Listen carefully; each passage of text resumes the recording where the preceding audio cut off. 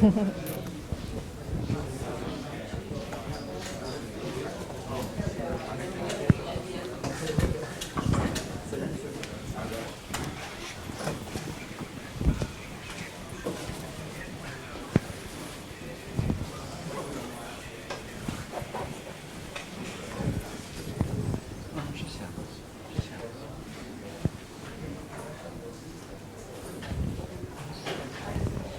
it work?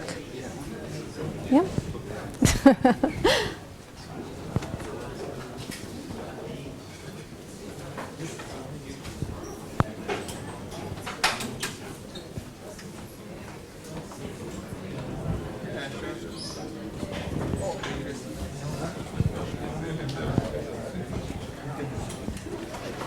So guys, have a seat.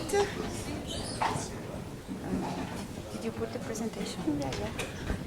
It should be there because your colleague opened it to check and everything was working, so maybe it's one of those. I don't know where he put all the presentations, but it's there. Dove l'hai messa qui?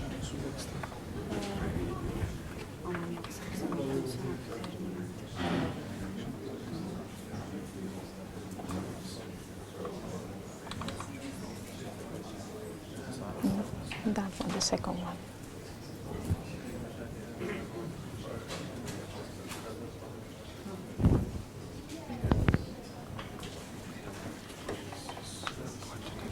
And point and to go. So let's start this second part of this morning, and let's thank Nuria the Lama for being here. She's holding the position of European Program Manager at Atos, and she's also coordinating the strategy of Atos for research and innovation in European collaboration research. As you know, the world of CPS is quite broad and heterogeneous, and IoT is part of it. And Nuria will bring us will give us a different perspective regarding this broad and heterogeneous world. So let's start with the talk. Thank you very much, Francesca. Can you hear me well? So thanks again for inviting me to be in this summer school. I really wanted to come since 2 or 3 years ago, but we never managed. And this year we were about to fail, but finally I managed. My name is Nuria de Lama. I work for the company Atos. As you can feel from my accent, I'm Spanish. My company is an international company. My office is in Madrid, but since 6.5 years ago I'm living in Brussels. So a good combination.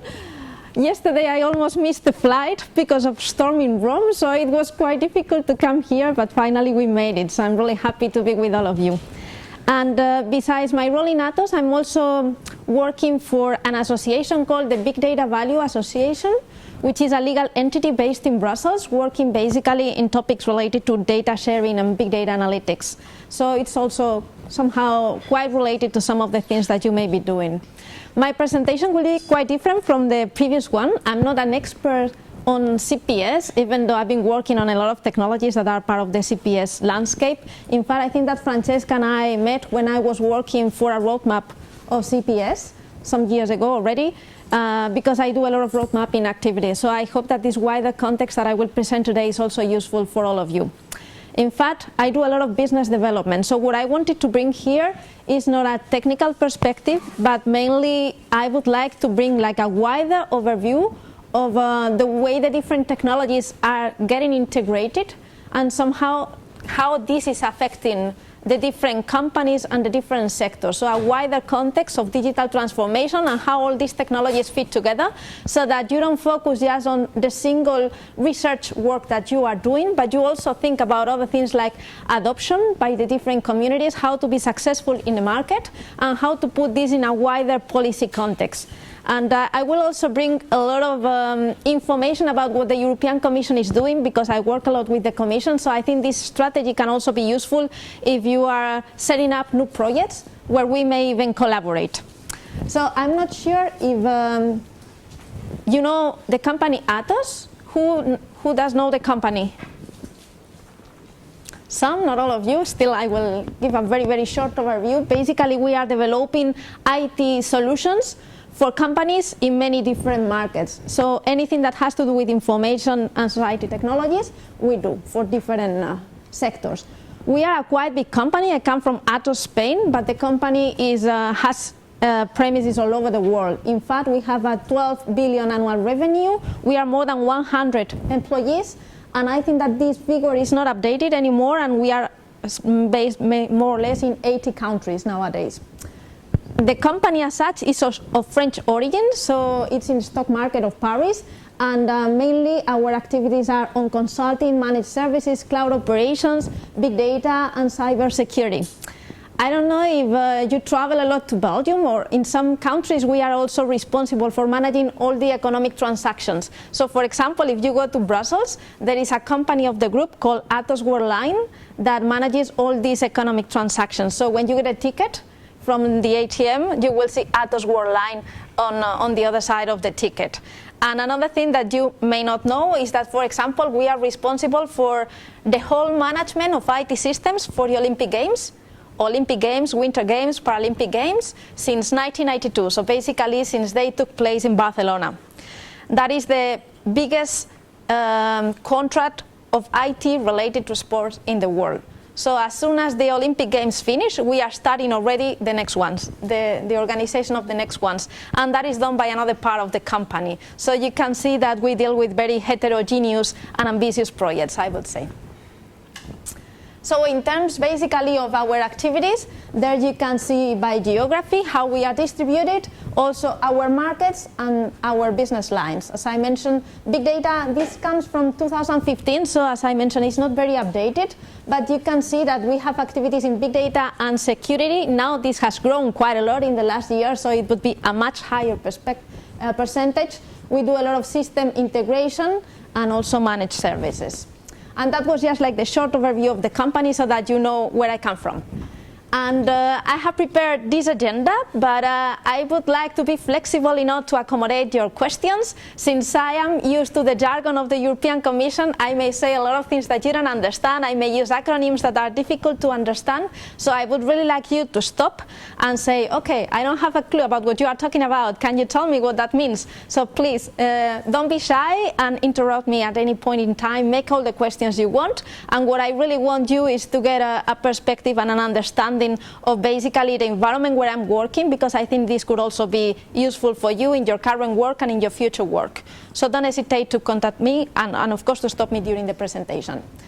I will start the presentation basically highlighting what is the momentum we have nowadays around digital transformation. I think this is very important because this has to do with the demand side. Normally we, as engineers, tend to think very much about the supply side. We create things that are very good, we really want to work on the best technologies, but I think it's very important to understand the demand side and to make sure that we nurture the adoption or the potential adoption of these technologies, and we don't only create the best system or the best sensor or the best actuator, but basically that we understand the environment where this will be used so that it is really good for that concrete operational environment.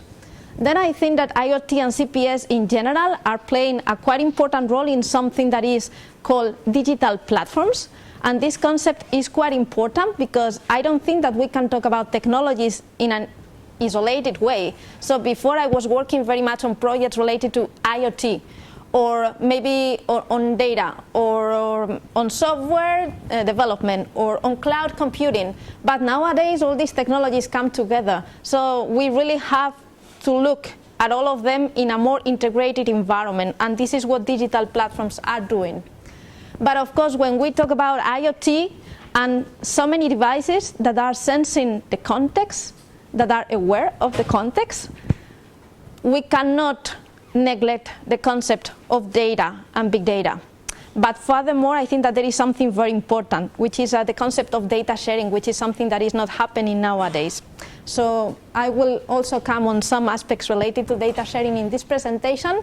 And of course, IoT is a very important source of data, but then data becomes a key enabler of artificial intelligence. Artificial intelligence is something that people used to talk about already in the 60s, so it's a very old concept. But I think that thanks to the development of many technologies, now we can do more things that we could do in the past. So that's probably the reason why now everyone is talking about artificial intelligence again. So I think it's also important that from a political point of view, we take advantage of the momentum around all these concepts. So what I will do is also sharing with you what is the current European strategy on artificial intelligence, and also I will share with you some of the steps that many companies, private companies, but also together with universities and research organizations are doing in order to set up what we call a public-private partnership on artificial intelligence. This is very much the European perspective. It is where I work, so probably you will also be able to enrich the discussion with some perspectives of what you are doing in US. And then, of course, I wanted to do something that can also be useful for you. So besides the overall presentation and discussion that we may have, I will also bring like some very concrete opportunities from projects that are opening opportunities for researchers to work on different challenges. So I think this is important because what I understand is that you all have your projects, you are doing your research, but of course you may be looking for future opportunities where you can put your research, or you can extend it, or you can enrich it. So I hope that I can also provide you some pointers to some additional opportunities that you may take as researchers or as entrepreneurs if you are thinking about setting up your startup or something like that. And of course I expect from you some questions, and I hope that I will be able to provide some answers to the questions. So then this momentum around digital transformation, who knows what is digital transformation? Or how would you define digital transformation? Is there anyone that doesn't understand at all the concept of digital transformation? Don't be shy, please. Okay, so basically it's applying digital technologies to different processes or products in order to make them more competitive or more sustainable or more efficient. But what we are seeing nowadays is that in the past, companies were able to live and to survive without applying these digital technologies, even though many of them use them already. But nowadays, I think it's almost impossible to think about any sector or any company that doesn't use any technology. You may think about whatever. It can be tourism, it can be construction, it can be transport. We have all changed the way we are doing things thanks to digital technologies. And I think that if we think about the future, it will be almost impossible that a company can remain competitive if they are not using any digital technology. So this movement of adopting these technologies is called digital transformation, and it's changing, as I'm saying, the way we are all doing things, the processes, services, and the products. And then doing a bit of brainstorming about what it means, there are some concepts that come to my mind very, very quickly when I talk about digital transformation. One of them is the concept of the platform economy and multi-sided markets. So basically what we are experiencing with Airbnb or with Uber, all these companies that provide a kind of intermediary platform, and then you have a business that depends on two sides. So it's a multi-sided business where you are basically providing the intermediary platform, and then there are some users but also some providers, and both of them need to get something out of the usage of this platform. So that is what we call the platform economy. But of course, when we talk in Europe about the future of platforms, we always say, okay, in US they won the battle, basically, of B2C platforms, so we cannot do very much with consumers. But in Europe, we are thinking very much about what can we do in order to have more competitive platforms that allow us to gain competitiveness in the B2B market. I think that in Europe still we have very good data assets, we have very good industrial companies, and there is a future for the usage of these digital platforms in the B2B market.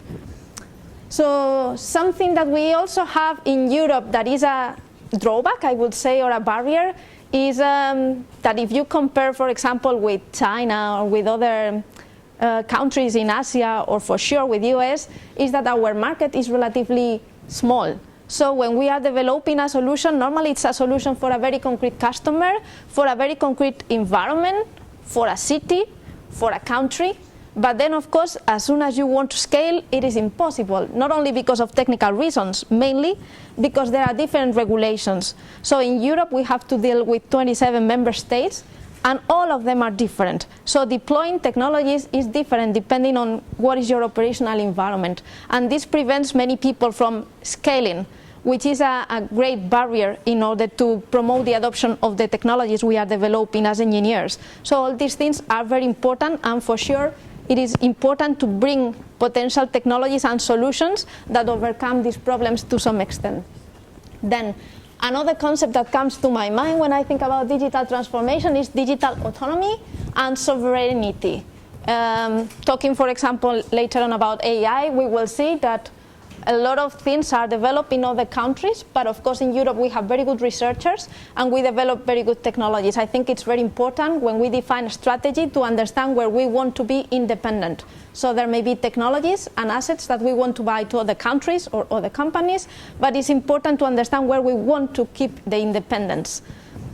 And finally, and two last points, synergies across sectors. We also tend to develop solutions just for one sector, maybe for agriculture or for public sector or for transport, but I think that most of the richness in the future will come from the synergies of applying these technologies across different sectors. And the last point is user acceptance. Also as engineers, we tend to develop things that are very good from a technical point of view, but we don't think so much about the user. And of course, this can be a very important point when coming to the adoption of the technologies we are developing. So it's just a bit of brainstorming, but things that you may also consider when you are defining your research, because they are very important in order not to get the wonderful product in your box, but make sure that what you are developing has a future in the market. So you may know that the European Commission launched a couple of years ago something called the Digitizing European Industry Initiative. It is a policy initiative in order to foster precisely the digital transformation of the different sectors. So what the Commission is doing in connection with many companies, research organizations and universities is basically developing 4 pillars in order to make sure that we have the right environment to put in place all these technologies that we are developing. So the first pillar of all this is what they call partnerships and platforms. So basically what I was mentioning before, developing digital platforms that integrate different kind of technologies.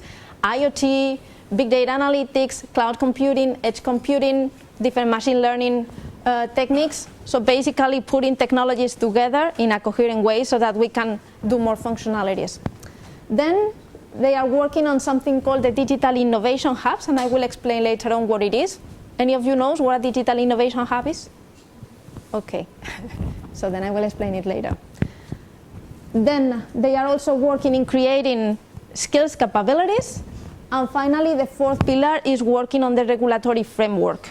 So as I was mentioning, it's not just developing the technology, but then making sure that this makes sense in the context of platforms, that we create a distribution channel where different companies can adopt the technology and can be assessed to adopt the technology, then the regulatory framework, and finally the skills and jobs. These are the 4 pillars that are part of the Digitizing European Industry strategy. I mentioned this concept of digital innovation hubs. Basically, what it is happening now in Europe is that we've realized that most of the research projects we are developing do not have a real impact in the market. And this is happening because many companies do not know exactly that all these technologies and all these systems that we are developing exist. So digital innovation hubs are the instrument, a kind of distribution channel that allows small companies, but also big ones, but mainly is for small companies, that allows them to get support to understand which technologies can fit better their environment. So if they are looking, for example, to improve a process in the company, the selling process, for example, or the accounting process, they want to know which technologies may help them to do it better or in a more efficient way. So these kind of digital innovation hubs provide a one-stop shop that provides services to companies that have to do with access to experimentation platforms, access to experts that allow them to understand what is the impact of these technologies in their business. They get support also to set up their strategies. They get mentoring services, training, and also for one thing that is quite important, especially for small companies, is getting access to funding and investor. So digital innovation hubs are the place where any SME would go to understand how they can apply digital technologies and run their digital transformation process. So as you can imagine, this is a very important instrument that has been started to be set up some years ago, and there are already some hundreds of these digital innovation hubs in Europe. You may also have some in Sardinia. I'm not sure if that is the case, probably yes, but I'm not completely sure. So basically, they should be also reachable by any SME from a local point of view. So if you're an SME in Sardinia, you may have something that allows you not to go to Luxembourg or to Brussels or to Paris, but that allows you to have local support, including support in your own language. In fact, this is a map that you can find on the Commission's website. GRC is created by GRC, and it offers a landscape of which are the digital innovation hubs that already exist in Europe. So this is also from some months ago. This has been growing a lot because the Commission is putting a lot of funding on this, but it offers you an overview of what is the landscape of these digital innovation hubs. Some of these digital innovation hubs focus on concrete technologies. So there are some of these ones that focus on robotics, on CPS, on data analytics, on cloud computing and edge computing, on HPC. So there are many of them focused on very, very concrete technologies, basically like if they were extended centers of excellence on these technologies. But then there are many other digital innovation hubs that instead of being focused on one technology, they focus on one sector. So basically they offer a portfolio of technologies and experimentation platforms for agriculture. So if companies are somehow doing business in this sector, they go to this digital innovation hub to understand all the technologies that could apply to their own environment. So as you can see, it's a very important concept. So that was an overview of what is this digitizing European industry policy, which is basically overarching the whole digital transformation strategy. Now let's go a bit to IoT in the context of digital platforms. When we think about the market, in fact, we have the impression that IoT has great penetration. I think this has grown quite a lot in the last years, but still there are a lot of barriers for the adoption of the technology. I wouldn't say that this is a mass-scale deployment, what we have today. And here I got some statistics and some graphics from different business analysts like McKinsey, and they highlight basically which are the main barriers for the adoption of IoT in the market. And you can see that there are things like openness and data monetization. We manage to gather a lot of data, but then we don't know how to monetize this data. There are things like regulation that I mentioned before. You may have a lot of devices, for example, in the health sector, but then as soon as you want to bring your system or your solution to another country, it happens that you cannot do it because the regulation is completely different. You cannot integrate data, for example, that are in different countries, because in health, normally you are obliged to keep the data in the country where the data has been generated. In some cases, you cannot even bring the data outside, maybe the building, the hospital. That could be the case. So this makes the adoption of a full solution quite complicated.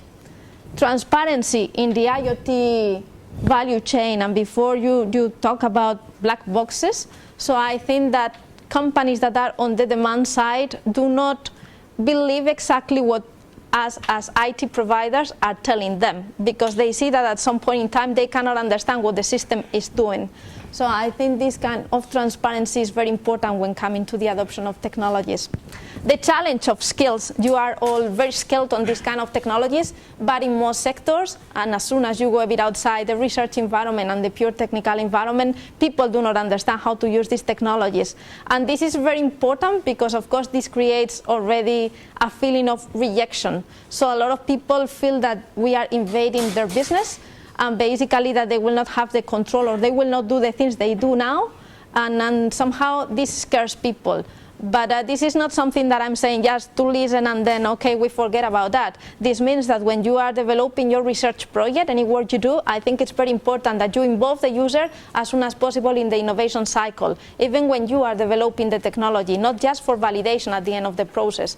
I think that getting the users on board from the very beginning is essential to make sure that you may have an impact on the market. And for sure, understanding what is the impact of all these technologies. Still, IoT may be very good, all the use cases that you have mentioned before may be very good, but when people have to invest in technologies, they need to understand exactly what the return on the investment will be. And that is not so obvious. We don't find so many examples where you can really see figures in terms of what is the cost of deploying a system, because we always have like small pilots where you say, yeah, I have 100 sensors or 1,000 sensors here in this environment, but then when you want to scale and you want to develop a full solution, people do not understand very well what the cost is and what the return on this investment may be. So having very good and compelling examples on how to use CPS in general, any digital technology, or in this case IoT, is essential.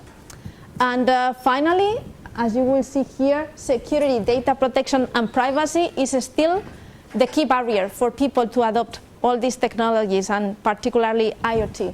So, of course, we have developed a lot of technologies that allow us to protect our systems. There are a lot of cybersecurity projects going on. But of course, while we are trying to protect our systems, a lot of people are working in parallel in breaching the systems. So that makes the chicken and egg problem, and it's quite difficult to convince someone that your system is completely secure. I think it's important to have a privacy by design and security by design approach already from the beginning, but still I think that this data protection and privacy will be the main barrier in the years to come. This interoperability and standards part is also quite important. I don't know if you are working with different systems in your projects, but the reality is that normally we choose a platform or we choose a system and then we don't interact with the others. But real life is not like that. When you come to a company and you have to deploy a system, you have to deal with legacy systems, but also with platforms that come from many different providers. And that is a very heterogeneous ecosystem that you have to deal with. And as you can see here, well, I don't know, maybe you cannot see it here, but I suppose that the slides will be distributed later on. In many cases, the interoperability with different systems will be one of the key factors to enable the potential impact of the technology. So, for example, if you think about smart cities as a use case, if you are not able to interact with the different systems that are in the city, probably the fact that you are deploying sensors, actuators, and gathering data will not have at all the expected potential impact that you designed for your project in the beginning. So instruments like using application programming interfaces, defining data models, things like that is quite important, and of course following the standards so that this makes it easy for other people to interact with your system. I think we are seeing that also in a lot of industrial systems. If you think, for example, about proprietary systems like platforms provided by vendors like Siemens, they are not opening up everything. It's not that suddenly everything becomes open source, but what it is clear is that we see that interfaces are becoming quite open. So all vendors are providing APIs so that they can develop an ecosystem on top of their platforms. And then coming to IoT platforms as such, the landscape, this is also quite important because normally when we are designing a project, we tend to think, I have a wonderful idea, we could do this, because of course there are always challenges, technical challenges, as you mentioned before in your slides. But the reality is that when we think about the market, what can be successful there, we realize that there are so many things out there that sometimes creating an additional platform, an additional standard, an additional API, sometimes that doesn't make any difference at all. No one will adopt that unless you really take into consideration what people are already using. And this was a slide that I created some time ago when I was analyzing IoT platforms. At that time there were already more than 500, but I wouldn't be surprised if there were more than 1,000 nowadays, commercial IoT platforms. So can you imagine, that is a lot. I'm not even talking about platforms that we have generated in our research projects, that then probably we can multiply by different factors.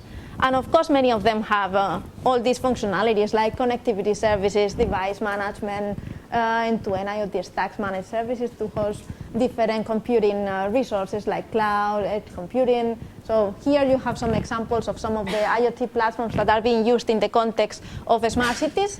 And they were somehow showcased in the Smart City Expo 2 years ago in Barcelona.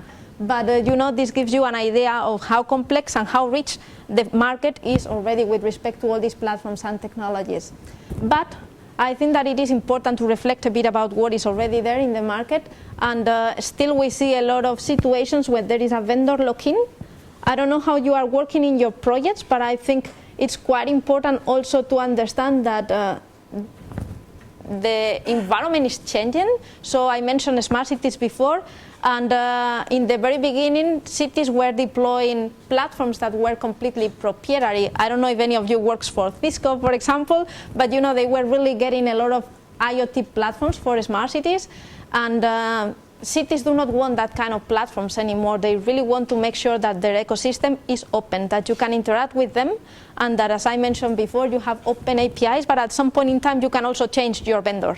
So it's very important that when you deploy a solution, you don't think only about somehow developing further your product, but making sure that at some point in time, the company may want to change the vendor. So this should be possible, that you have a solution that do not oblige you to work forever with the vendor for all the updates, for all the other systems that will be dependent on the original platform. Then, as I mentioned, availability of data, closed versus the use of open data, data ownership, data sharing, these aspects are very important. Furthermore, data monetization. You may be working already with data marketplaces. This is something that we are discussing quite a lot, if data marketplaces are the right tool or the right mechanism to share data or not. I know some successful ones at commercial level, some others that are not so successful. So still I don't have an answer for this. Data is nothing if not transformed into knowledge, so the part of doing data analytics over the data is very important. I mentioned before also the platform economy and multi-sided markets. And finally, something that is still a challenge in many areas, specifically when we talk about public sector applications, is who pays for what. Because all these systems that we are developing entail the deployment of infrastructure. It's not only computing facilities, but mainly also the deployment of sensors, actuators, but a lot of different things. And finally, who should pay for all this infrastructure that we want to deploy? And cases like autonomous vehicles is also a quite challenging one, where a lot of infrastructure needs to be deployed, and still is not so obvious what the business case it is. So for all these reasons, and because of all these challenges, the Commission decided to launch what they call the European IoT Large-Scale Pilots Program. It is a program that started, I think, 4 years ago, something like that, where they decided not to focus so much on the pure research on the technologies, but basically on fostering the adoption of all these technologies, looking mainly at IoT. But of course, if you go within these projects, you will see a lot of CPS involved there.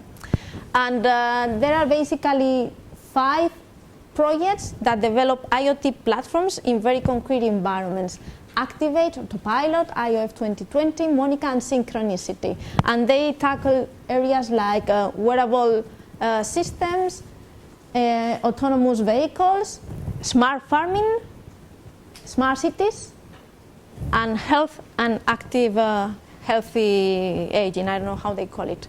So basically different sectors where we think that the IoT has a strong potential in general in Europe. And then there are 2 actions that are supporting the execution of the full program, but the most important one are the 5 major projects that are these large-scale pilots. What the projects are doing basically is developing the platforms and fostering the large-scale deployment of all these platforms to understand what are the problems when you really go to a close to real operational environment, when you are not talking about deploying some sensors in one area, but basically doing something that scales. And in this particular case, I would like to talk a bit about one of these projects so that you can get an idea of what we are doing there. Synchronicity. This is the large-scale pilot of IoT for smart cities. It's a project where I'm personally working. And what we are trying to do is, this doesn't work so well, delivering a market for IoT-enabled urban services for Europe and beyond. So basically, we are addressing the problem of scaling. So not just developing the pure technical system, but trying to understand how we can favor that a system can scale, for example, from one city to another, or that the applications, the smart city applications can be deployed in different platforms across different environments and different cities. This is something that in general you cannot do nowadays. So for sure this requires thinking about something that is not technology, but is essential for this, which is basically a standard-based innovation and procurement system for IoT services and devices. So thinking about the way public administration can spend the money and the way they should put all that in their own procurement processes, because this will be the way of purchasing the different IoT systems. And of course, something that they didn't do in the past was considering standards. What they are doing now is that they don't want to be locked into a vendor, and therefore they need to think about which are the standards that the different vendors that apply to their public procurement processes should think about. So what we decided in this project basically was to work on the technical foundations, establish what we call the marketplace enablers, create some areas in the cities where we can deploy the technologies, provide pilots so that we can really assess the way these technologies fit into that, establish an ecosystem, so it's not just the technologies, but making sure that all the stakeholders are somehow in the ecosystem and they are involved and they play an active role. Take into consideration the citizens. In this case, we are talking about a smart city application. So basically, for all the applications that we are deploying, we make sure that citizens are involved in the conception of the services, in the evaluation of the services. And we also provide insights into new business models, mainly data-driven business models. And as I mentioned before, we need to think about public procurement processes. So this means that we also have to transform the city policy making and planning. So as you can see, when we deploy technologies, there are a lot of different elements around that we need to consider in order to make sure that all this can be successful in the market. And what we did in this project was, okay, we were thinking, what can we do in order to make sure that if a startup develops a smart city application, they can really deploy the application not only in the city of Madrid or the city of Barcelona because they know the infrastructure, but they can do that also in the city of Antwerp, in the city of Helsinki, in the city of Milano. I've mentioned cities that are involved in the project, by the way. And we decided not to overcomplicate the thing, but to start with very few principles that all the cities involved in the project follow. But not we develop something complete and then we give that to the cities. They will never adopt something like that. So what we decided was basically to focus on a minimum amount of principles, what we call the minimum interoperability mechanisms.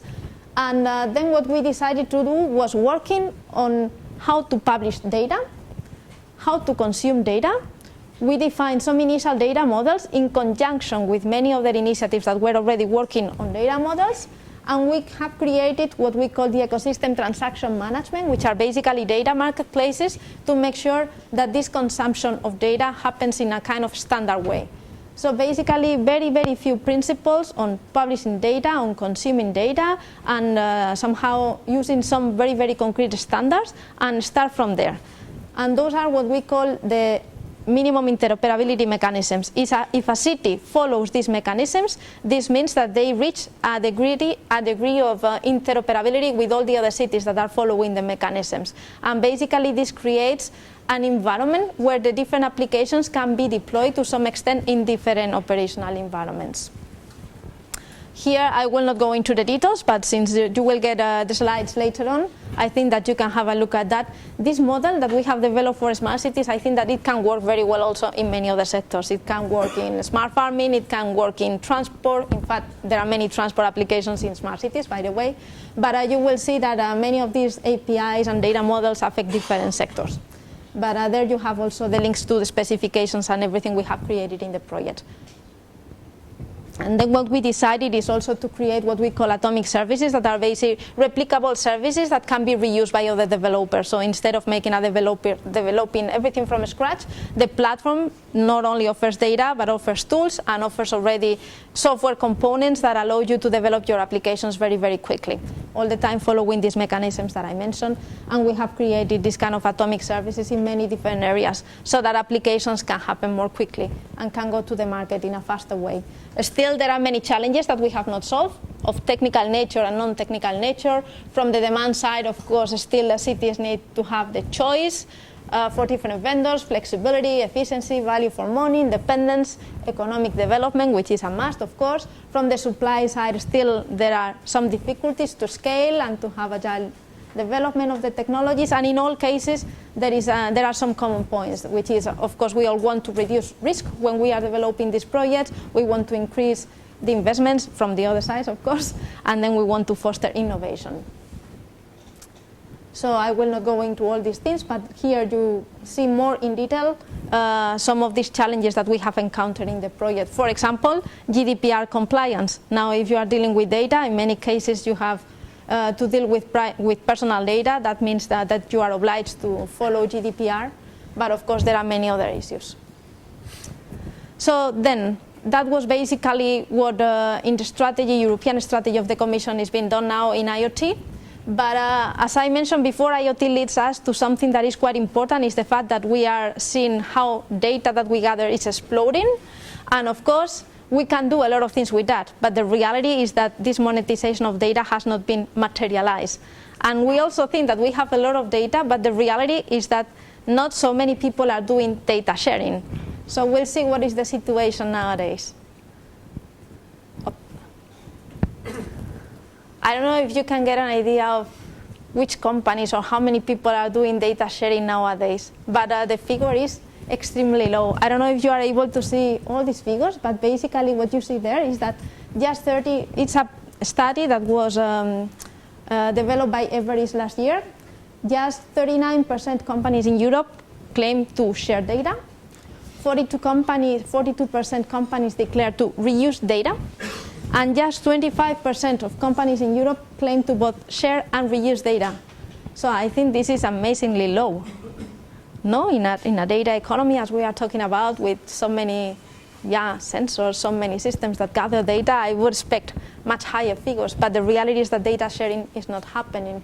Here you have what is the profile of common data suppliers and common data users. And what you see on the right side of the slide is basically the reasons or the barriers why data sharing is not happening. And of course, technical reasons are important, but there are many other reasons that people may not think about, but are very, very important. Some of them have to do with legal aspects, skills, the lack of resources to have data scientists in your company who understand exactly which data you need to take, which data you could disregard, how much data you need to get, for what exactly, in which way you should store the data, for what exactly, what is the value that you can get out of that. So most companies do not have these kind of resources. Localization aspects, reputation aspects, licensing, and then of course, as I mentioned before, legal aspects. Even most people do not know how to deal with GDPR. So there is a strong business now around assessing companies on how to deal with GDPR. So you can see that there are lots of barriers where data sharing is not happening now, but of course this is preventing us from exploiting successfully the data economy, despite all these systems that we are talking about. So the technology is in place, but we are not able to monetize and we are not able to get the impact we may expect from the technologies. So then, since sometimes this doesn't work so well, since this is not happening, of course there are many solutions, measures, mechanisms, instruments that are being set up in order to foster data sharing. And I would like to share with you some of them, because I don't know if you know them, maybe yes, but of course I thought it would be interesting for some of you working in projects about data that you know which resources are available. So, for example, one of them is the Copernicus program funded by the European Commission. You know that Copernicus is the network of satellites. It's not only satellite data, but it's basically your reference data provided by the Commission for free. So any researcher, any company in Europe can use this data. But of course, what happened in the past is, like with the European data portal, the Commission has a huge amount of data, but the data is not easily usable. So they don't provide the tools to make something sensible out of the data. So it's very difficult for the companies to use the data as they are provided. So what they decided to do in the last years was funding something that they call the DIAS, which is Data and Information Access Services. So basically these are commercial platforms. It's not at all research. It's operational commercial platforms exploited by some vendors. And what they do is basically facilitating the use of all this satellite data coming from Copernicus, so that you can use it for different purposes. It can be smart cities, it can be transport, it can be smart farming, I don't know, monitoring the common agrarian policy. There are lots of potential applications you can do with your spatial data. And of course, this is a very rich data source that you can all enjoy now in Europe. And through these platforms, you can get a lot of additional services that will facilitate processing this data, including access to computing facilities. This is part of what it is provided through the different platforms. So that is one of the sources that we can use nowadays for geospatial data. But here I have another example that is happening at national level. This is what it is called the Data Market Austria. So basically it's an initiative by the Austrian government, and what they have done is setting up a platform which is an ecosystem where they are putting in connection data providers with data users. So basically they fund some basic infrastructure, and then they facilitate not only the technology environment, but also the regulatory environment. They have created a full legal framework with the contracts so that data providers feel more, more comfortable sharing their data. So as I mentioned before, one of the reasons why data is not shared is that people feel afraid that they will share something that has a lot of value and then they cannot control the way this data will be used.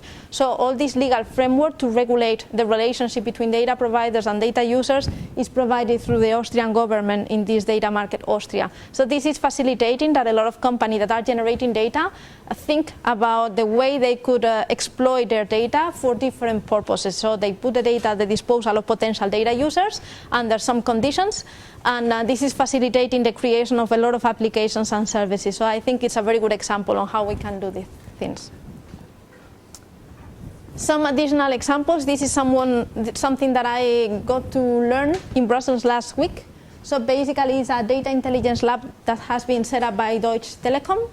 And I think it's a very interesting case of something that is happening in industry. There are many others, but maybe the main lesson learned is that when you put a marketplace there and you give your data out there without any additional support, people do not use the data. So they've understood that a data marketplace has to come always with tools for data analysis. So what people want to find is the whole somehow portfolio of things where you can really get access to the data, but then being able to do a lot of things with data.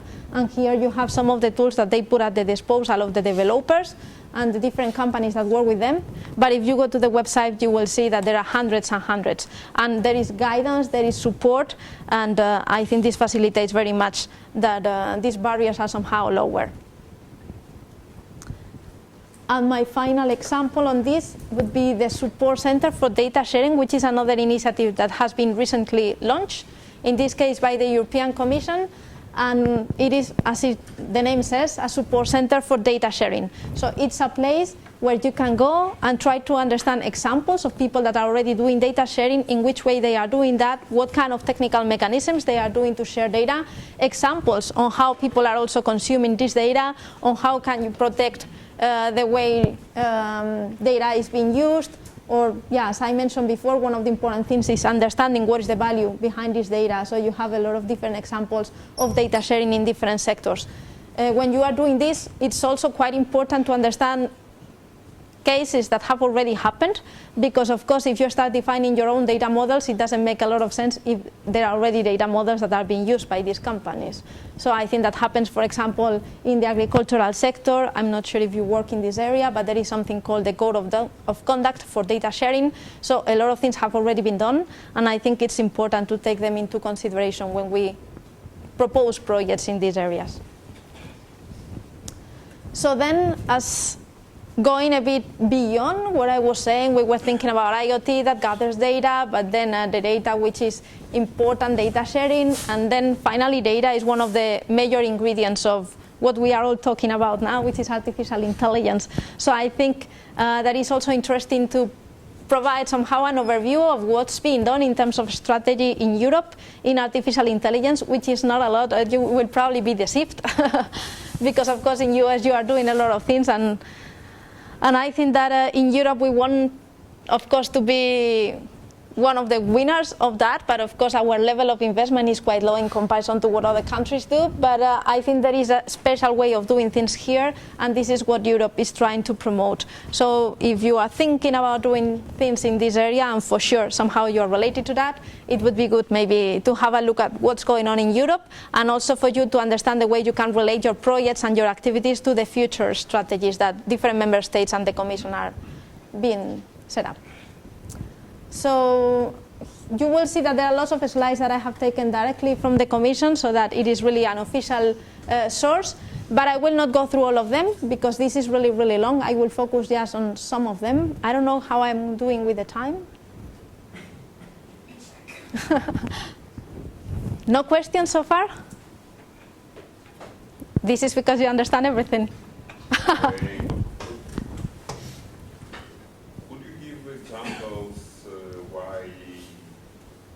For data providers, well, what they try to receive from data sharing? For data providers? Yes. That can be a source of revenue, an additional source of revenue. Just source of revenue? No, that is just one example.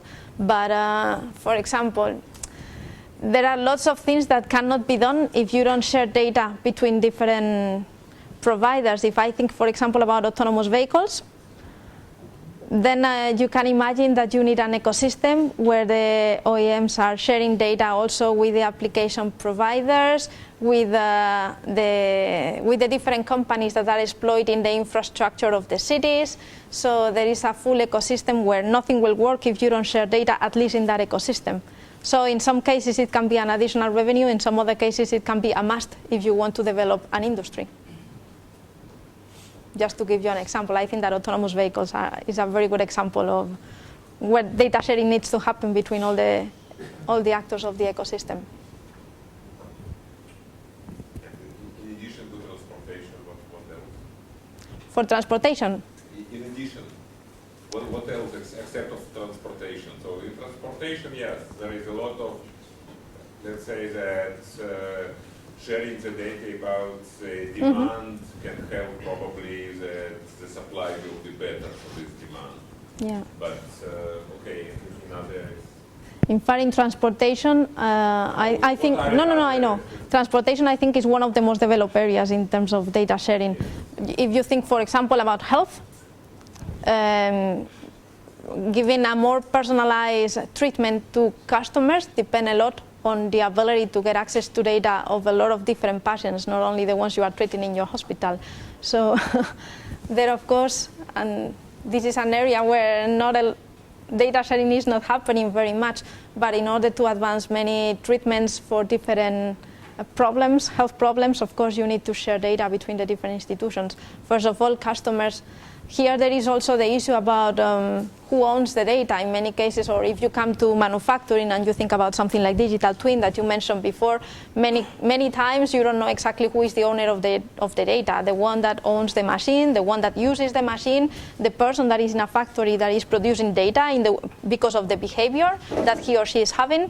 But in all these cases, of course, you need to share data. For example, one very concrete example of something that is happening at industrial level is some initiatives in the aeronautics industry, where data is being shared between the different airline companies, basically for the purpose of safety. So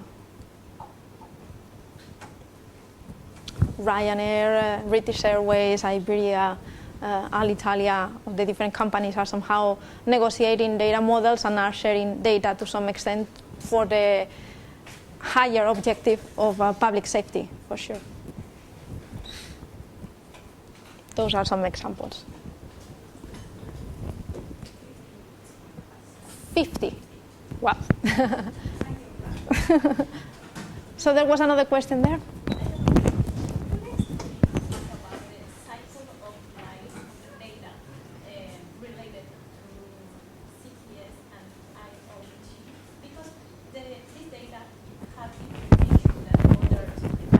And I don't know if it's about the cycle or the life of cycle of this data. But what do you mean by the cycle?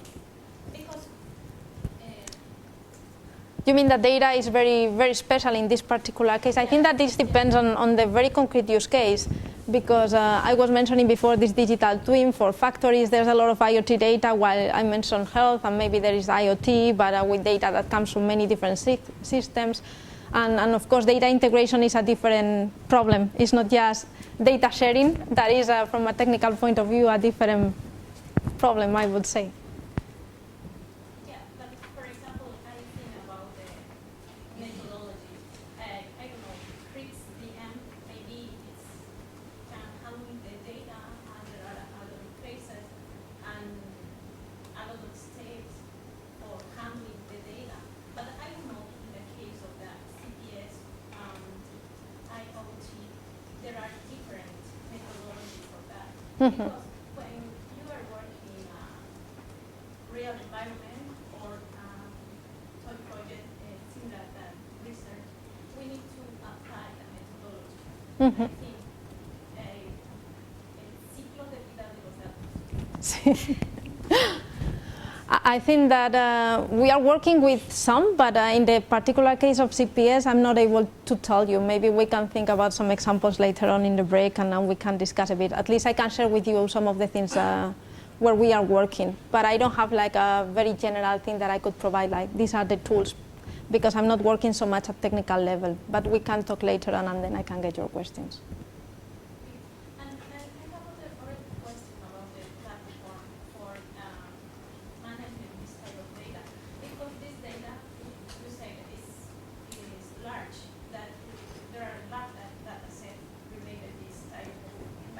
In some cases, yes, in some not. But for example, maybe in Oracle, maybe is a private tool, but in research, we cannot use that. No, but there are lots of them. In fact, as I mentioned before, with the IoT platforms, that there are like 500 or maybe 1,000.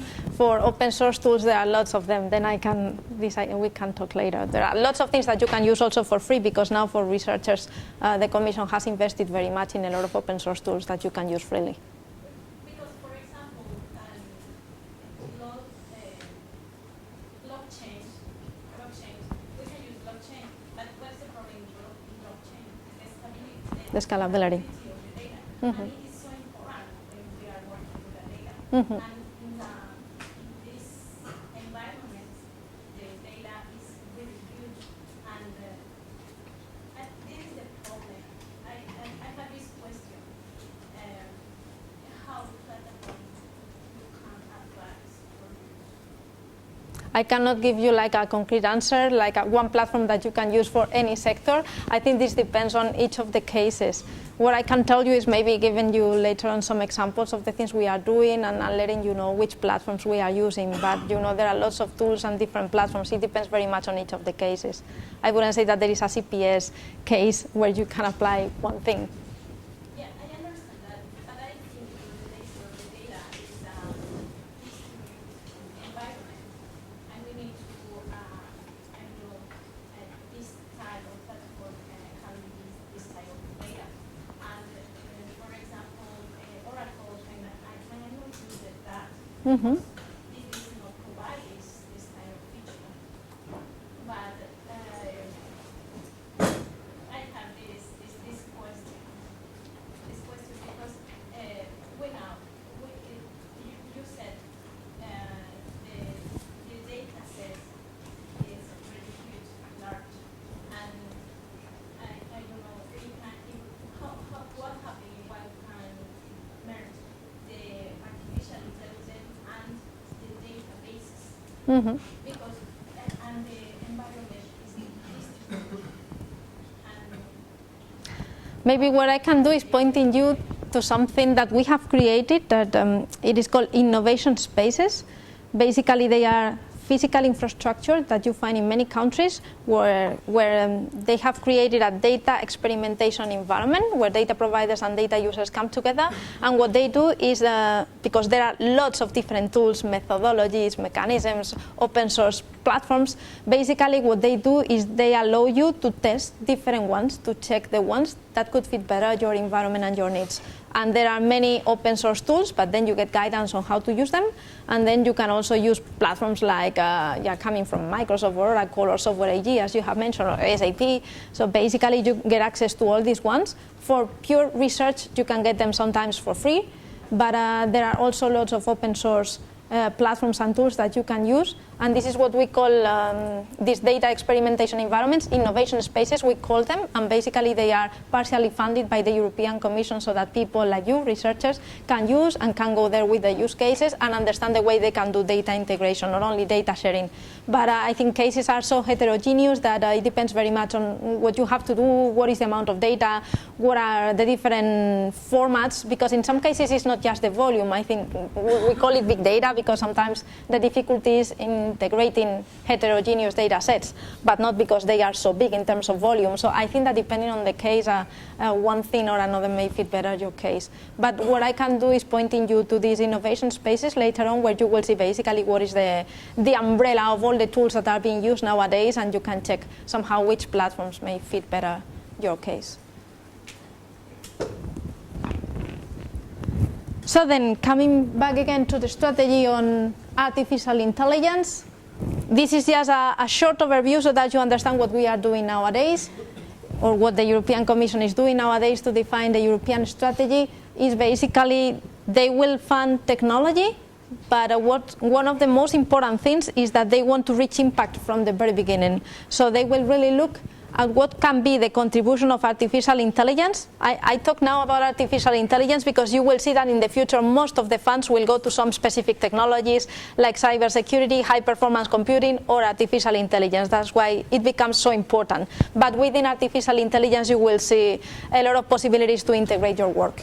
So, but basically what they want to do is to make sure that what you are developing has a real contribution, has a real impact from the very beginning to some either societal or economic challenges. So you will see a lot of instruments that go not only to develop pure technology, also that, but basically fostering the adoption of all these technologies in areas like healthcare, energy efficiency, road safety, or cybersecurity, because of course AI can also be applied to cybersecurity, and many others. And of course, this will be done based on the EU strengths. I think that we all highlight a lot of barriers in Europe, like for example the level of investment. It can never be comparable to what the US is investing. Or China, for example. We also have some issues like we cannot share data so easily because first of all we protect the privacy of the citizen, but still we have some strengths that we can build on. And some of them is that we have excellent research centers in Europe. We're in position in robotics, strong business-to-business domain, and that's why I was talking about B2B platforms before, a strong industrial and services sectors, and we have mentioned some of them today, like agri-food or automotive, and a wide availability of industrial data that is not being used nowadays. So these are the strengths for the strategy that is being developed in Europe for AI. And basically, its strategy is based on 3 pillars. First one is boosting technological and industrial capacity and AI uptake. Second one is preparing for the socio-economic changes. And the third one is ensuring that we have an appropriate ethical and legal framework. There will be actions on all the 3 pillars. And sometimes we think that some of these issues are not important, again, because we tend to focus very much on the technology. But for example, socio-economic effects are extremely important. The other day I was attending an AI conference, and they gave an example of a factory where they are giving to the people working in the factory a glove with an additional finger. So basically operators have 6 fingers instead of 5 to operate the machines. And of course they are checking what is the impact of doing that. Basically what they are doing is augmenting the capabilities of the human being, of the operators in the factory. But the fact that you change the behavior, the way you interface with the machine, is also having an impact on the brain. So I would have never believed that, but it is like that. So it changes physically something in your body. And what happened after the experimentation period is that they realized that when these people were leaving the factory, they had lost some of the abilities to have orientation. So they were not able to drive their cars, for example, because that was affecting a part in the brain that was affecting then an activity that is as silly as taking your car and going home. So something as silly as augmenting the capabilities in the factory had an impact on the physical body that was somehow preventing them from doing other activities as they do now. So these are some of the indirect effects that AI may have. So it's very important that we take into consideration all these aspects when putting AI in place, because of course it has consequences. So it's just a silly example, but I was so impressed because of course they provided all the proofs that this was happening. So it was a project not just by engineers with technical people, but also with the neurophysics and all the people working in the health domain. And it was quite impressive to see the results of the experiments. So I think it's important to take all these things seriously. And then because all people are thinking about AI, and not just because they like technology, but because they think this will transform the way we do business and many other things, on the 7th of December of 2018, most member states in Europe, not all, but well, many of them, signed a declaration in order to work in a jointly manner on the definition of an AI strategy for Europe. So looking at this boosting somehow the competitiveness of AI in Europe, basically the strategy where you will see projects in the future are these 5 pillars. The European Commission will invest a lot of money in basic and industrial research in all sectors that you see there, but of course this is an open list, so both the research aspects of AI, but also the adoption aspects of AI in different sectors.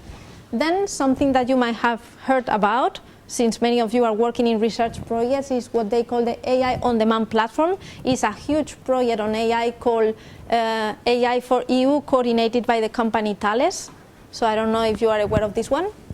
Then they are also working on a network of AI-focused digital innovation hubs, and that's why I explained before this concept. So basically not making sure that there is a distribution channel for all companies in Europe so that they can get access to all the developments on AI at local level, especially for SMEs that may not have the capabilities and the resources to apply AI because they cannot do that in their companies.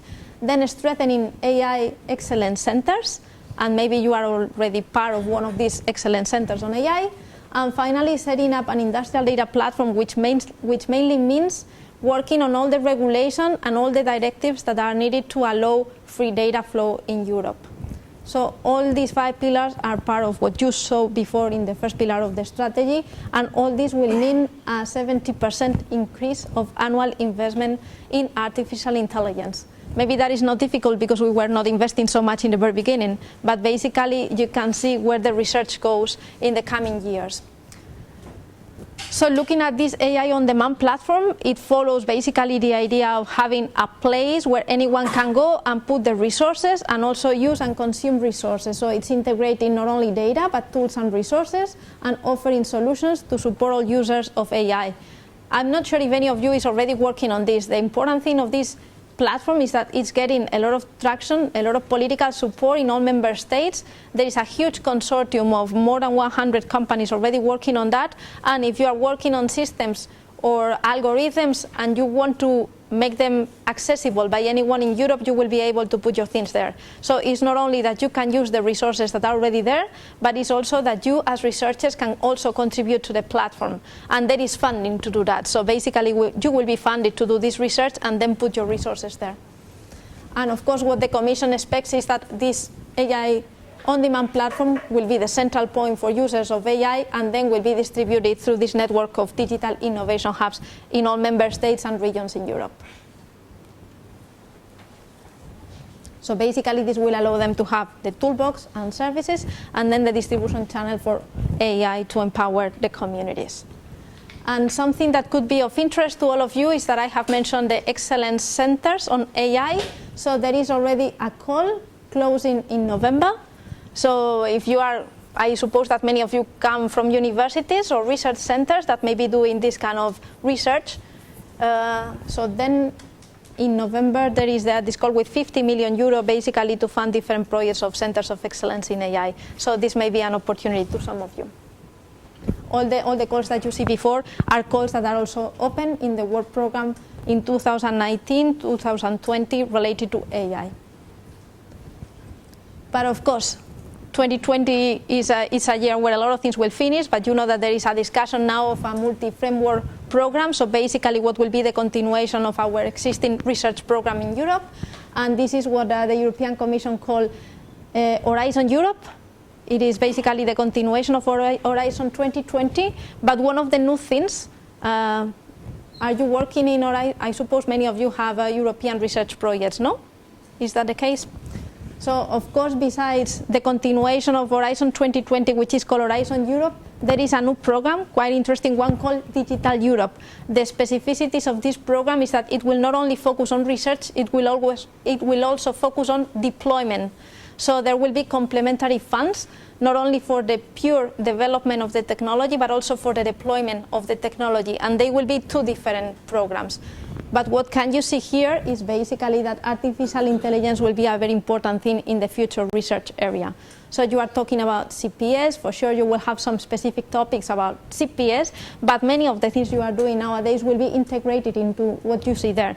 Basically the focus will be on high-performance computing, artificial intelligence, and cybersecurity. And for sure, here and there, you will see CPS, you will see big data, you will see IoT in an explicit way, but all of them will be under these labels. So this gives you an idea of the landscape in the future in terms of research, and also the amount of money that will go to the different disciplines.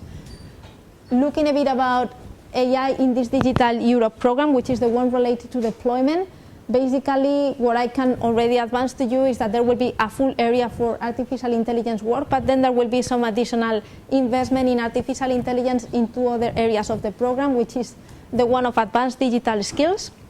So basically, anything that has to do with training, not only at academic level, but also training for people that are already working in companies. So we are saying that basically this will change the way we do things. This will require readapting part of the workforce we have in Europe. So for all that, there will also be additional funds. And of course, what I mentioned in the beginning, the full digital transformation program and interoperability. So all these areas will have quite a lot of funds on artificial intelligence. I know, I'm going to the other side.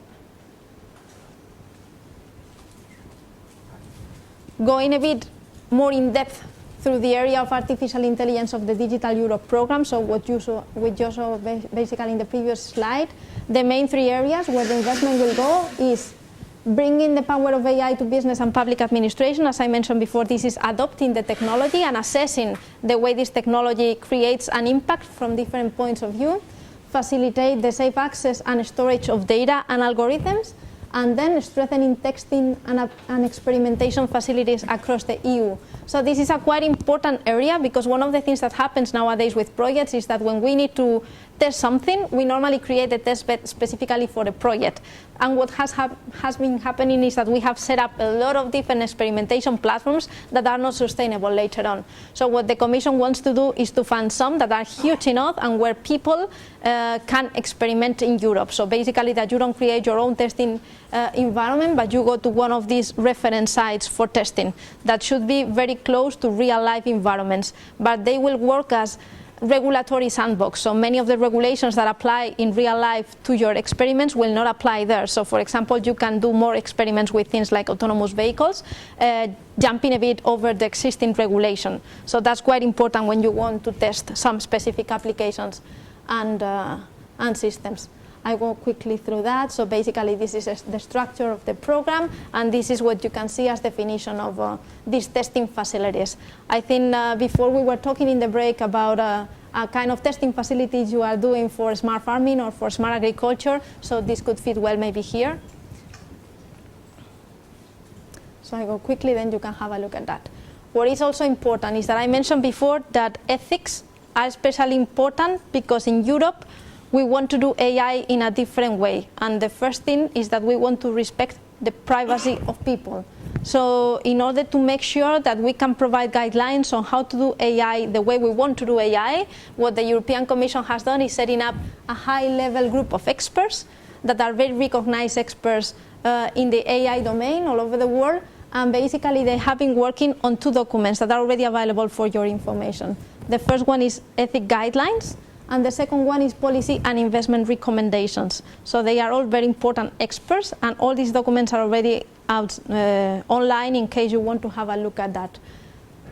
If you want to get connected to the whole environment of AI, what I suggest is that you go to this website. It's what it is called the European AI Alliance, and the European Commission wants this to be like the forum where the different practitioners somehow share their experiences and their knowledge.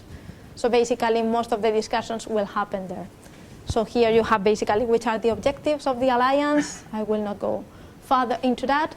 And then what I recommend you is that you go to this document, the high-level expert group on artificial intelligence, and specifically the ethic guidelines for trustworthy AI, because they offer a set of principles that are already available and are under testing conditions nowadays. So what the Commission has done is launching a piloting process. Maybe this applies also in any of your projects. So basically they allow people to register an experiment and to assess and validate these principles. So if you have an experiment on AI, this is a place where you can go and try to test the principles and provide feedback to the Commission. This is quite important because in the end this is the kind of regulation and policy framework we will all have in the future. So as researchers, I suppose that you are very conscious and sensible about this topic. So these are basically the next steps. This is open, basically getting the feedback from the pilots until December 2019. Then in 2020 there will be a revised version of the ethical principles, and then the Commission will decide if there is the need to modify some additional directives of regulation. So, but you still have some time if you want to get involved somehow in the process. And then, as I mentioned, besides the ethical guidelines, there is another very important document that is, again, a proposal by this high-level expert group, which is about policy and investment recommendations. Also important to give your feedback to say if, as a researcher or as a person working in this domain, you agree or you don't agree with the points. So basically, there are two chapters that are highlighted in this document. The first one is fostering the usage of trustworthy AI to build a positive impact in Europe. And when we talk about impact, it's not only the economic impact, but it's also the societal impact. So we are all the time looking at things that have an impact that can be measured in different ways. But it's important that this is measured and that this is visible as a way to avoid that people do not adopt the technology. And the second chapter of investment that they recommend has to do basically with enablers for trustworthy AI. So basically working on the capacities. And you have probably heard a lot of times capacity building. So this is because the idea is to create basically the conditions, the platforms, the tools, the computing resources, the infrastructure, the skills to make sure that people know how to use that. That this is not somehow used by a small circle of people, of researchers that have a lot of knowledge about the technology, but this is more democratic, and basically we support that a lot of companies can also use these technologies in their digital transformation path. So then I think with this more or less is the last chapter of my presentation. Besides these initiatives that I have mentioned so far on data sharing or these groups on artificial intelligence, there is an ongoing work to set up what we call a public-private partnership on artificial intelligence. This is basically an initiative we want to set to make sure that all the work that is being done in AI at the level of research, development, and deployment is somehow coordinated and integrated. What has happened so far is that you may know that there are lots of academic networks working in AI since many, many years ago, but they don't talk so much to each other. So researchers are very good, but then resources are not shared. And what we want to make sure is that, first of all these groups talk together, and the research is done in a jointly and coherent way. And on the other hand, that this is done also in connection with the needs of the industry. The needs of the industry or the public sector or the citizens. So as I was mentioning before, again, it's not just the pure technology, it's making sure that the technology where we invest has an impact on our lives. So for this, we are working, many organizations since quite a lot of time ago. I don't think you can read all that, but basically these are some quotes that we got from industries that think that AI will really be like the key technology that will change the way we are doing things in the future. And we got a lot of quotes not only by CEOs of very important companies, as you see there, many of them working in big data, in robotics, in computer vision, different disciplines, but we also got quotes by people that are leading the AI research now in Europe. So basically there has been a process to talk to all these networks that I have mentioned before. And basically what we want to do is to make sure that collaboration happens between the different stakeholders in Europe, that everything is open, and that, for example, all of you can get involved in the process. And the vision is to boost European industrial competitiveness. And well, you know, visions are always something like the wish list, what you would ask for at Christmas time, and you would like to lead everything. But of course, in the end, there is an ambitious objective. And what we did is basically this Big Data Value Association that I have mentioned in the beginning, where I'm working together with the EU Robotics, which is the main robotics association at European level. We were together working for quite a lot of time, and we signed a memorandum of understanding in 2018, December. We published a joint vision on AI in March. Then this was published by the European Commission, and we launched a joint strategic research and innovation agenda in May 2019, which is available on the BDVA website, EU Robotics website, and the website of the European Commission. And in fact, this was presented in a public event in Brussels on the 6th of June. Now there is already a second version of this strategic research and innovation agenda that has been elaborated with the feedback from all these research organizations working in AI in Europe, all these networks that I have mentioned before. And we've been talking also to the different platforms that are doing other technologies like 5G, high performance computing, with Excel, so basically all these initiatives that are working in other technologies where AI somehow is also integrated. So that is already a second version of the strategic research and innovation agenda that is available in case you want to have a look at that. So here you have an idea of the amount of contributors. So there was a lot of people working on this for quite a lot of time. And of course, it's been quite an open process with a lot of workshops, a lot of events. Maybe any of you even has participated in any of the workshops. I'm not sure if that is the case. If that is the case, please tell me. But of course, it's a very open process. And of course, it was not only working, this was also fun. So sometimes we went to many events. There you see the person that is leading the AI strategy at the European Commission nowadays, Lucilla Cioli, which is working at DigiConnect in the European Commission, secretary generals of many different associations. So a lot of people were involved in a lot of different events, a lot of workshops. So basically, we are trying to define somehow what the future of AI could be and how we could do the things better in the future. But in the end, as I always come back in my presentation, the important thing is to understand what the impact can be. And the motivation has never been just developing better technology, because that is an objective in itself, but it's mainly to make sure that this is adopted by the market and that we work not only on the supply side, but also on the demand side. And what I have included here is some slides about some of the examples on how you can apply AI and some very concrete use cases where we already were able to measure the impact. And of course, this goes to healthcare services, but maybe energy efficiency. And here you see, for example, the amount of sensor data that we got from wind parks. This is an example from Germany, from TU Berlin. And then basically they are using reinforcement learning and early detection of divergent behavior. But then you see basically the KPI that is associated to the way they have applied AI. Also, a completely different case is how to improve the availability of trains. So AI has been used in this particular case. I think this comes from Indra. And also, basically, what they have been able is to improve basically the on-time rate of the trains they are operating by using AI. And well, digital factory with the example of digital twins, which is quite important. But the important thing here is that this is not something that happens in a restricted number of use cases. I think this will really expand across different sectors.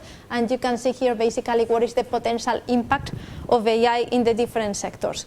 And of course, manufacturing is always an area where we see a high potential impact. I think that's not a surprise to you, but this will affect everything from retail to transportation to health, utilities, you name it. What is interesting, if you go to have a look at this document that I mentioned, is that normally we talk about strategic research and innovation agendas, but in this particular case, and also looking at the future, we have decided to include a D, which means deployment. So we are not only thinking about the development of the technologies or the innovation aspect, we are thinking about deployment, and this is something that I have tackled also in my presentation quite a lot of times today. So in fact, this is reflected in the documents and the strategy that is being defined. And what we've been doing in the last months is basically defining this AI framework, where you can find all the details in the document that I have mentioned, the agenda, and there you can see basically what is included in each of these boxes. It includes for sure the AI technology enablers, what we mean by the core technology, but also we are working on the ecosystem enablers and the overall framework that includes also the legal and regulatory aspects. I think it would be like too long to go through all of them. Of course, we try to face all the adoption challenges, and maybe the most important thing here is stakeholders, the ecosystem, but mainly looking at what we have included in the strategic agenda, which are basically what we recommend as working areas for the future European AI work. And the first one is for sure mobilizing the European AI ecosystem, so making sure that all people are included, that this is open and that we work in a coherent way. The second one has to do with the skills and acceptance of the technology. So again, you see that it's not exactly of technical nature, but it's very important for the impact of AI, including engagement with the citizens as such. promoting diversity. I think that in AI there is also a high risk of the fact that we are using data from previous processes, and of course many of the decisions that AI systems may take may be biased based on the data that we have. So I think that here there is a clear need to work very much on promoting diversity and making sure that everyone is included. This is not done by few people, it's kind of black boxes. Then, of course, working on innovation and market enablers, connect to finance sources, connect to infrastructure, promote experimentation and not only research, guiding standards and regulation as the fourth working area, and then the one that may touch more what you are doing in your careers, which is basically promoting research excellence, and these are pure research and development projects. But all of them are very important in this context. So here you have basically the details in case you want to get engaged in the process. This is not something that I'm sharing here to provide a top-down approach. So basically we've been doing this is done, and then you follow. This is an open process where we invite people to participate. You can be from any country, from any association, organization, research, industry, and basically there will be a lot of workshops, a lot of events. In fact, I would like to invite you, if you're interested in the data economy, there will be what we call the European Big Data Value Forum. It's a flagship event on big data happening in 2 weeks in Helsinki. So we are organizing that with a lot of experts, and there will be a lot of discussions about AI. But that is just one of the examples. We are having a lot of workshops, a lot of public transportations where we would like to get your views on the future of AI, because of course finally this is a part of what you are also doing in CPS. And if you want to get engaged in all this, here you have an email address where you can contact us and get involved in the overall loop to provide feedback. So you can download the document from here. And since I suppose you will get the slides later on, I really invite you, because I think it's a very good document that will give you quite a lot of ideas from a technical point of view of what we are proposing.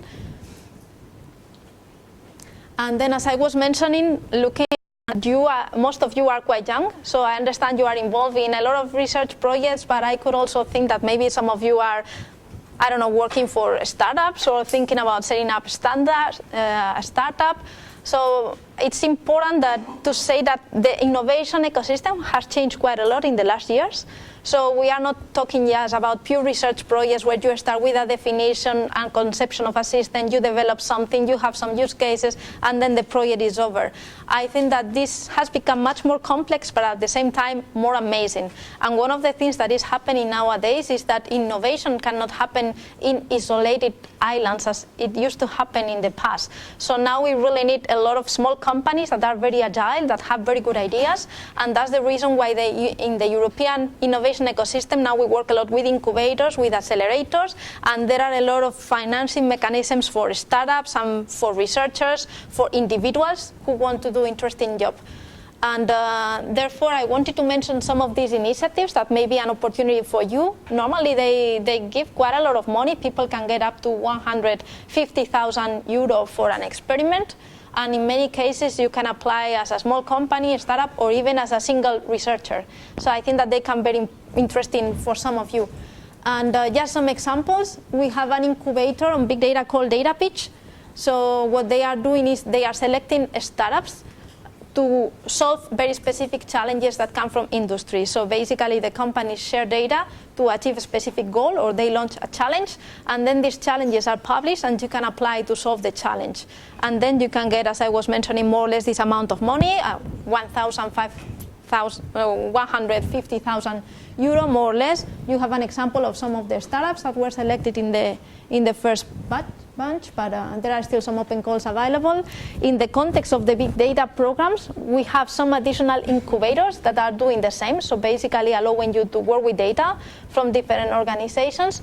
You can also select your own provider, so you may want to do something with a potential customer if you are already doing something as a startup or as a consultant, and you bring your data provider with you. And there you can participate in projects like the European Data Incubator, which is fully open, has still quite a lot of money, and will launch additional challenges. But we have some additional ones. So I put here 2 examples. But if you are interested in this kind of work, there will be lots of opportunities in many of the projects where I'm working. All these IoT large-scale pilots that you have seen in the beginning of my presentation have open calls for entrepreneurs. The AI for EU, which is this AI on-demand platform, has also a lot of opportunities for experiments, for startups, for individual researchers. So basically, there is a full catalog of opportunities you can take advantage of, and I'm sure that in your projects this can fit quite well. So sometimes don't think just about setting up your own big project, but these opportunities can be very good for small players. So I thought that this could be of your interest, so don't hesitate to ask me if you have any question or anything. And with this, I finish my presentation, so it's your turn in case you have some additional questions.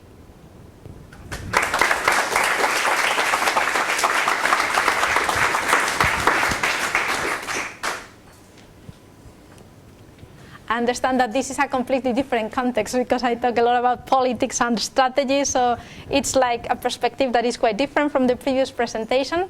But I hope that this can also be useful when you design your projects or when you are thinking about your research work, because I think it's very important to think about the market, to take advantage of many of these resources that are already available, a lot of data sets that are provided in a public way, that are free data, and that we don't use sufficiently and can be very useful in the context of your work. So I have a question in the context of transportation. You talked about this problem of who owns the data. Mm-hmm. So if you looked at these mapping services where you have shared information that people are providing and so on. So in that context, who owns the data and how is that managed? We don't have the answers. In fact, that is the issue.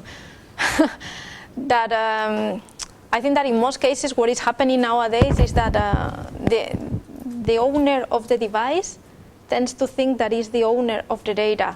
But at least in Europe we are having discussions because it is not so clear. Sometimes when it is a person who is producing this data, he or she may have the right at least to decide the way this data is shared, with whom and for what purpose. So it's not that I have an answer, because I think that in most cases it's not completely solved. In some cases it is very, very clear, but I mentioned this case of digital twin, or the people that are working in the factory. There is also an ongoing discussion if the operator is producing all this data, maybe it doesn't belong just to the owner of the factory or the owner of the machine. And in smart farming, there are also cases that are quite ambiguous. While, if you think about companies like John Deere, they sell machines to farmers, and in principle, they use the data, but I had a discussion with John Deere 2 weeks ago, and what they told me is that they get the data, but they can only use this data if the farmer allows them to use it. So it's the farmer who decides which data can be used and in which way. But of course, for John Deere, it's important to use the data, not only to provide services to the farmer, but also because it's a way to understand the behavior of the machine. So they also improve their machines, the life cycle of the machine, based on the data and the way this is. So for example, if different farmers use the same machine in a different way, you may get a different performance. So this may provide John Deere with, possibilities to advise the farmers on how to use in a best way the machine depending on their environment. So, but I think that this ownership of data, at least in Europe, is still a quite open thing. I think that in other places it's more clear. Here it's not so clear. There are many discussions because it's not so obvious. And there are initiatives like My Data in Finland, which is an initiative trying to give more relevance to the citizen or to the user that is generating the data. So making sure that people that are generating data are fully aware of what they produce and somehow giving them the rights and the mechanisms to control the way this data is used. How are you doing that in US? I suppose that you don't have all those things, all those discussions. Yeah.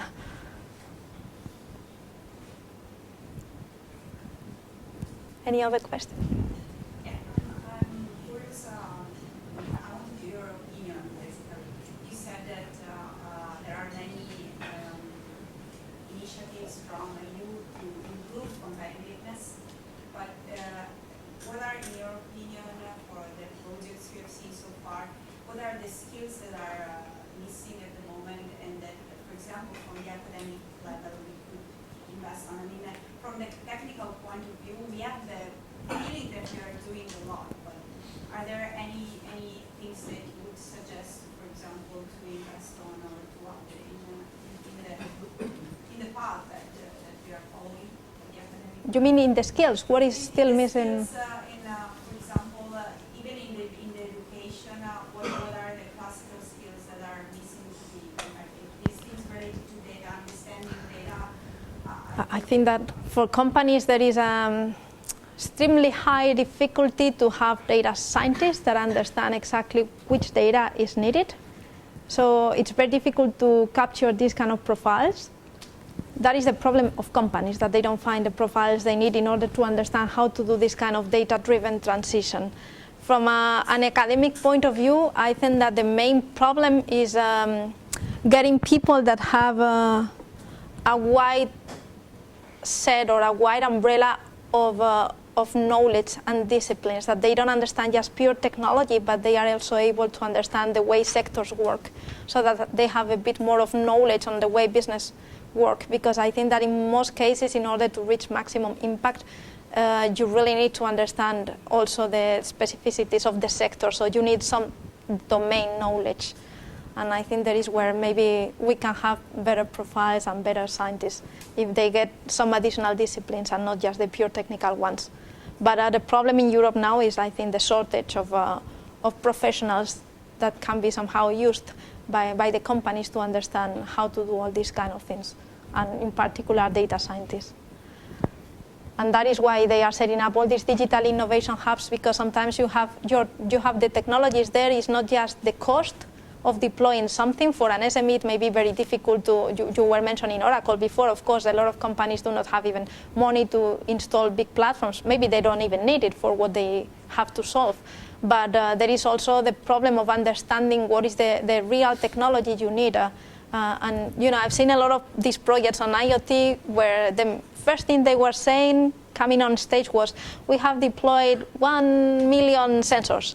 But maybe that was not needed. Why 1 million?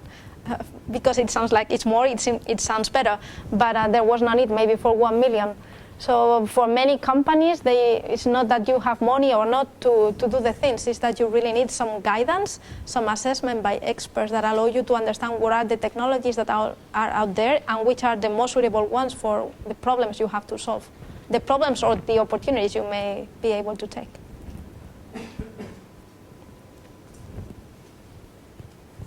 I hope that at least you are already thinking about some potential projects that you can set up. As I told you, there are lots of opportunities. So I'm sure that in terms of the research you are doing, you can find here not only resources, but a lot of potential open calls where you can apply with different projects. So of course, my company is involved in many of them. So if you want to discuss some ideas, I'm also available for that. Any question? Just curiosity, when you talked about reflections in first part of the talk, do you have a metric to measure the reflections on the people acceptance of the new technology? For example, for the 5G, there are the no 5G people that they start to protest. So if there is something like this to evaluate if the new technology. There are many evaluation frameworks. There are many, but I think that no one uses them, or very few people uses them.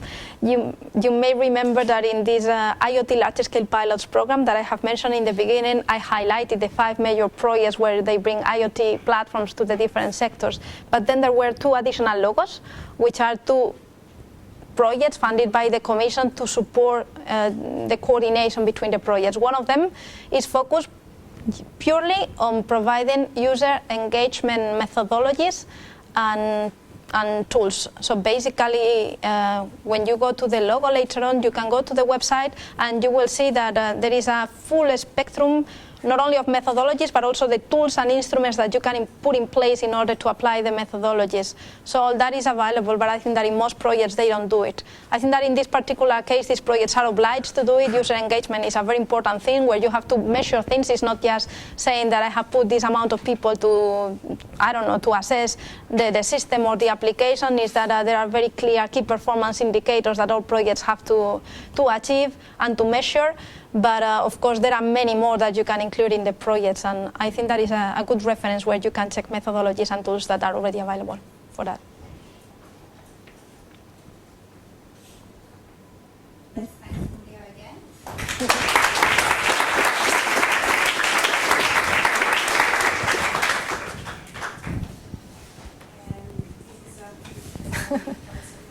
coming here. Thank you very much. Very, very nice perspective.